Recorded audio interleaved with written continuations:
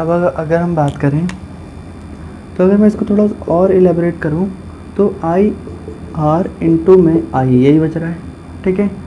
But अगर मैं चाहूँ जैसे यहाँ से आई आर जो होता है हमारा वो वी होता है, तो मैं लिख सकता हूँ ये वी हो गया हमारा। बट अगर मैं इसको भी वी बनाना चाहूँ तो मुझे यहाँ पर आर लिख के अपॉन में आर करना पड़ेगा।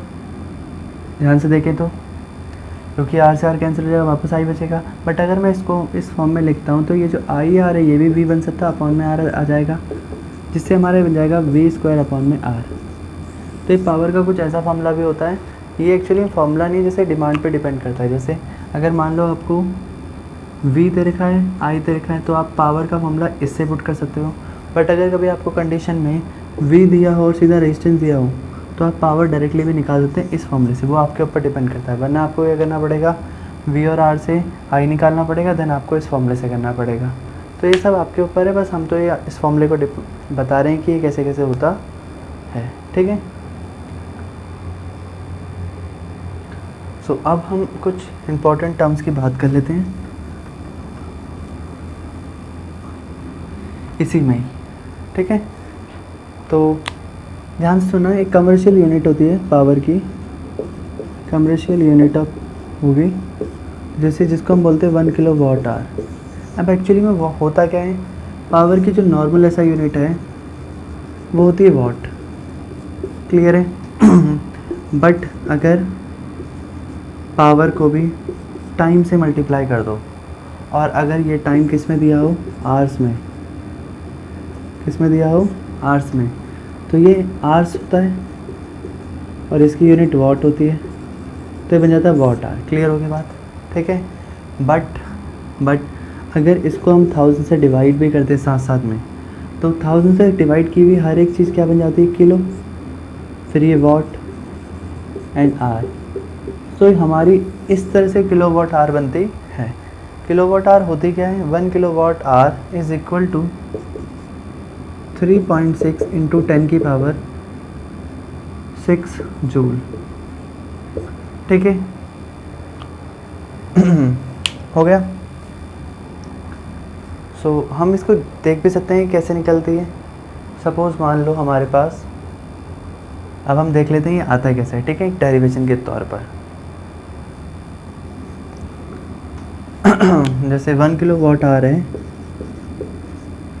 सो किलो आ रहा है, सो 1 किलो वाट मीन्स 1000 वाट, ठीक है। आवर्स का मतलब 60 इंटू 60 सेकेंड, क्योंकि हमें पता है टाइम की जो बेसिक ऐसा यूनिट होती है वो सेकेंड होती है। तो 1 आवर्स को मैं लिख सकता हूँ 60 इंटू 60, ये दो टर्म्स। तो इसका मतलब 1 kilowatt hour is equal to 1 kilowatt मतलब 1000 वाट इंटू में 60 इंटू 60 सेकेंड हो जाएगा ये, ठीक है। और ये वाट हो गया, तो 60 इंटू 60 होता है 36, 1 2 3 4 5, तो 1 2 3 4 5 इतने वाट पर सेकेंड हो गए। तो हम इसको बोल सकते हैं क्या, सीधा जूल। वाट सेकेंड है यहाँ पर, इसको हम बोलेंगे एक स्टैंडर्ड फॉर्म में, जैसे मान लो इतने बोल देंगे 2 4 ये 5 0, और डायरेक्टली हम इसको जूल लिख सकते हैं। बट इसी को अगर हम स्टैंडर्ड फॉर्म में देखें तो बन जाती है 3.6 इंटू 10 की पावर 6 जूल। कैसे बना, कितनी जीरो हैं देखो, पॉइंट लगेगा एक नंबर छोड़कर। स्टैंडर्ड फॉर्म क्या कहता है कि आपको एक नंबर छोड़ के पॉइंट लगा देना नंबर के बाद, तो 3 पॉइंट आ गए यहाँ पर। अब यहाँ से लेके यहाँ तक के जितने भी नंबर हैं इनको 10 की पावर में डाल दो, तो ये बन गया हमारा 1 kilowatt hour is equal to 3.6 into 10 की पावर 6 जूल, ठीक है।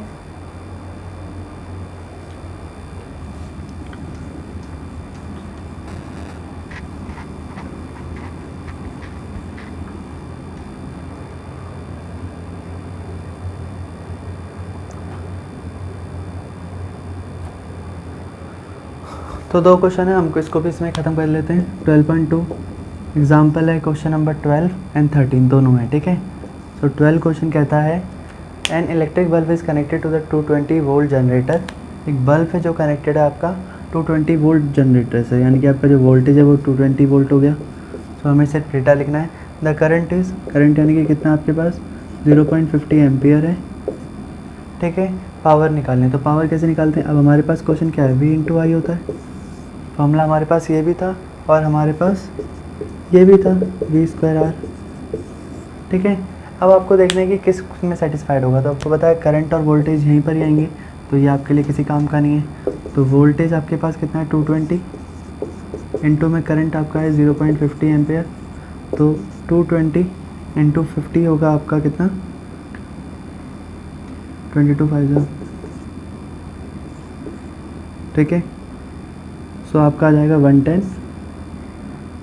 आप निकाल के दें पावर ना, तो आपका आ जाएगा 110 वाट, जिसको आप डायरेक्टली W भी लिख सकते हैं। ठीक है, नेक्स्ट अगर हम बात करें इलेक्ट्रिक जनरेटर, क्वेश्चन नंबर 13 की एग्जाम्पल कहता है इलेक्ट्रिक जनरेटर रेटेड 400 वाट। तो पावर आपका है कितना, 400 वाट आ गया। ऑपरेट 8 आवर पर डे, यानी कि एक दिन में कितना चलता है, 8 आवर पर डे। इसका मतलब टाइम हो गया ये। ठीक है, पर डे पर।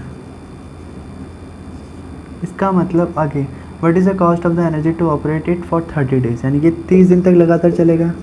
और 30 दिन के लिए जो एनर्जी आएगी वो 8 घंटे एक दिन के हिसाब से, 30 दिन का कितना हो गया, 240 आवर्स हो गया। तो हमारा जो टाइम है वो कितना बन गया, 240। क्लियर है।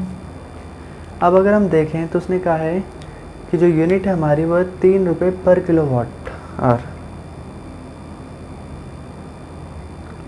तो क्वेश्चन को अगर ध्यान से देखेंगे तो क्वेश्चन में यूनिट दे रखी है कि जो रेट है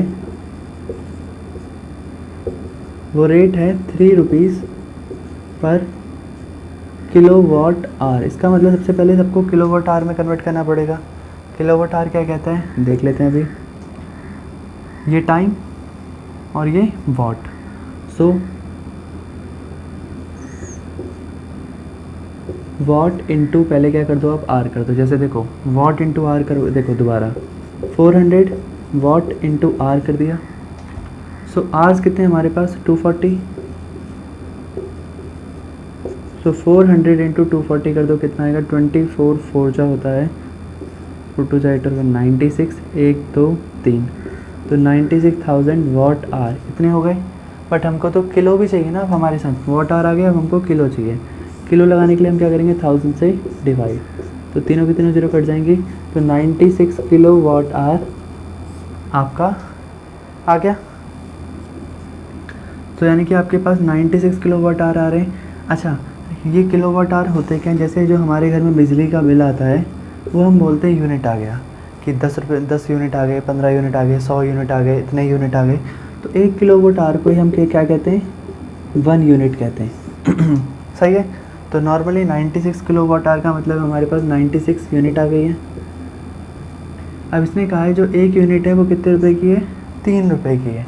इसका मतलब जो टोटल कॉस्ट है वो कितनी है, वो है 96 इंटू में 3, 6 3 ज़ा 18, 1 कैरी, 9 3 ज़ा 27, 27 और 1 28, इतने रुपीज़ आपको देने पड़ेंगे। ठीक है। सो यहाँ पर आके हमारा चैप्टर डन हो जाता है।